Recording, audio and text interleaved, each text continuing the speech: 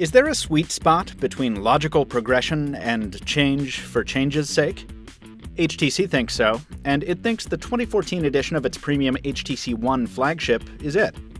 But does the new One live up to the legacy of its award-winning forebear? Let's find out. I'm Michael Fisher, this is Pocket Now, and this is HTC One versus all-new HTC One.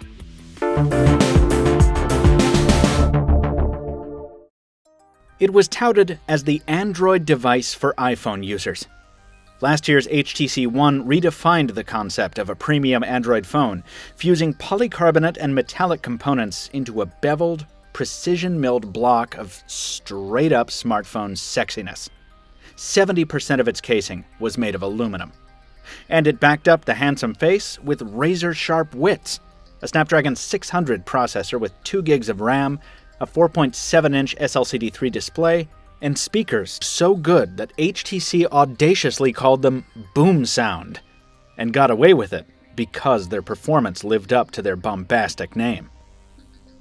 With the next generation One, HTC builds on almost all of those. Most of the plastic is gone, the new casing 90% aluminum with a brushed hairline finish on our gunmetal gray unit here. The increased metal ratio and the unit's larger size make it a few grams heavier, and it's a little more awkward in one-handed use, but the wider radius corners and wraparound construction gives it a smoother feel against the palm. The display is still SLCD3 and still 1080p, but it's seen a boost to 5 inches. That results in a small hit in pixel density, but it's not noticeable. The boom sound grills at top and bottom are similar, but behind them sit new speakers with new amplifiers and larger chamber size. HTC claims they're 20% louder, and that, plus the richer, bassier sound, makes the M8 the new king of smartphone audio.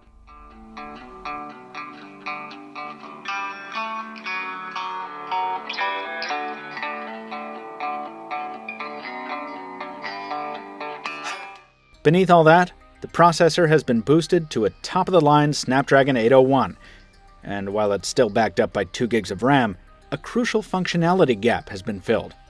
In addition to the 16 or 32 gigs of onboard storage, there's now a microSD card slot, capable of accommodating cards up to 128 gigs in size.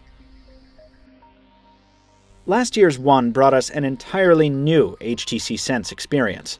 And while the M8 doesn't need or try to be nearly as revolutionary, it does introduce some changes with Sense version 6.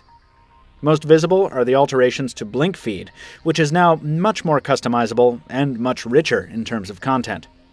There's also more color throughout Sense, with accents bolder and more prevalent than on Sense 5. Some of that is welcome. It does brighten things up, but we're not necessarily sold on some of the hues HTC has chosen. Fortunately, there's the option for a monochrome theme if you want to recover some of that hip minimalism of 2013. And no matter what color you choose, Sense zips along under a finger just as quickly. It's probably the most fluid Android skin we've ever seen. A notable annoyance of the M7 has been eliminated by the new motion sensing package of the M8. While the standby key is still pretty far out of reach on the top of the device, it's less annoying here because the phone can be unlocked using a variety of on-screen gestures, some of which offer direct shortcuts into preset apps. And the polarizing capacitive keys of the M7 have been replaced by more conventional on-screen buttons in the newer device. Much of the Sense 6 feature set will eventually come to the M7. And we've covered the other software improvements more extensively in our full review of the new HTC One, available right now and linked in the description below. Go check it out after you finish this comparison. Not all improvements have been so sweeping. Almost unbelievably, HTC chose to stick with the same resolution for its primary camera this year, 4 megapixels. That's actually a lower resolution than the M8's front-facing camera. And if you're a Spec head, it gets worse. There's no longer optical image stabilization. HTC's official stance is that OIS is no longer compatible with its new stereoscopic camera arrangement, and that the combination of new features in the M8 makes OIS unnecessary. Whether you agree will depend on what kind of lighting condition you're shooting in, and how sharp your eye is. In brightly lit situations, the output here can be quite similar between the M7 and M8. As with many smartphone viewfinders, exposure and focus are linked, and they swing pretty extremely with only minor adjustments, which is still annoying. The M8 looks to be a bit better at processing the images, with its HDR mode usually avoiding the sometimes washed-out look of the M7. Low-light photos from each camera are impressive in terms of how much detail they can pull from the darkness. But they're still noisy in the M8, with areas of blowout where the camera tries too hard, or overexposes. The M8 has definitely improved on the white balance in low-light situations, though, and its new Smart Flash definitely helps with grabbing focus in pitch-black situations.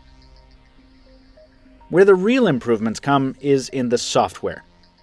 HTC has completely rethought the camera viewfinder on the M8, with a straightforward mode select screen and a bunch of new features.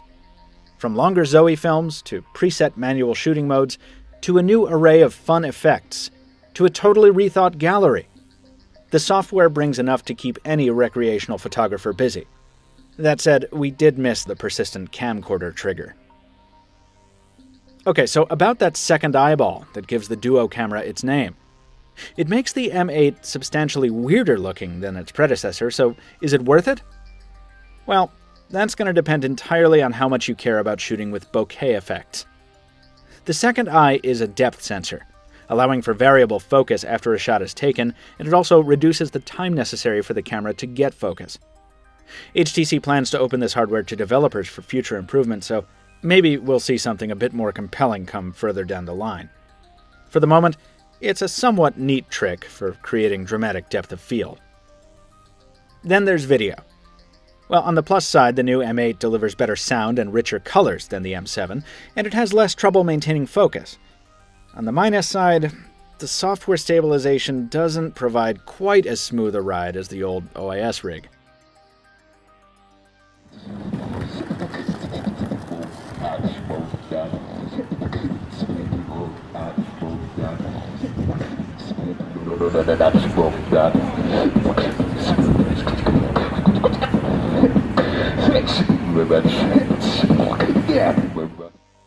Finally, the front-facing camera has seen a boost from 2 megapixels to 5, while preserving the 88-degree wide-angle lens. The added resolution is nice, and we see some white balance correction here too. With a Snapdragon 801 going up against a Snapdragon 600, it's no surprise that the M8 beats the M7 on benchmarks. That'll matter more to you if you frequently play graphically demanding games or visit very elaborate websites, but just having that degree of power available is nice for everyone, and it helps future-proof the device.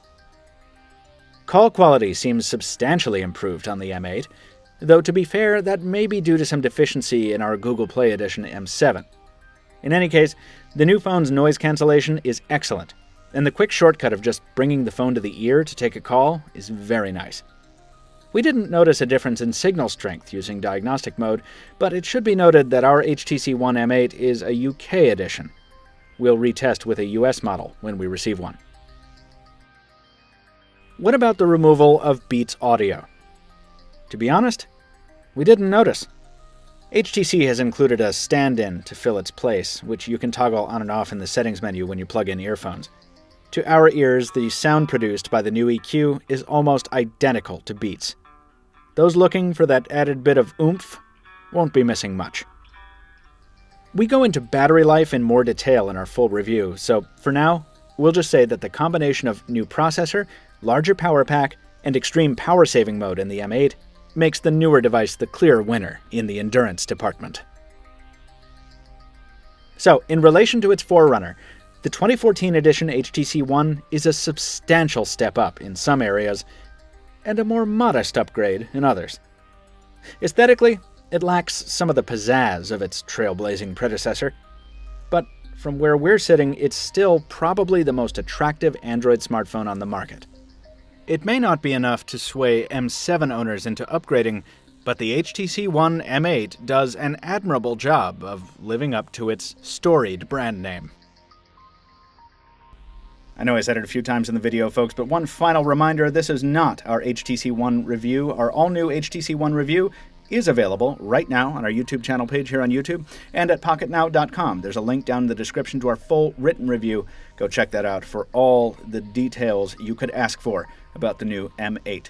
Also down in the description, a like button. Please click it if you enjoyed this video. Follow us on social media and leave a comment down below letting us know whether you are planning to pick up the all-new HTC One or not, and give us your reason why. Until next time, this has been Michael Fisher with Pocket Now. Thank you for watching, and we'll see you on the next one.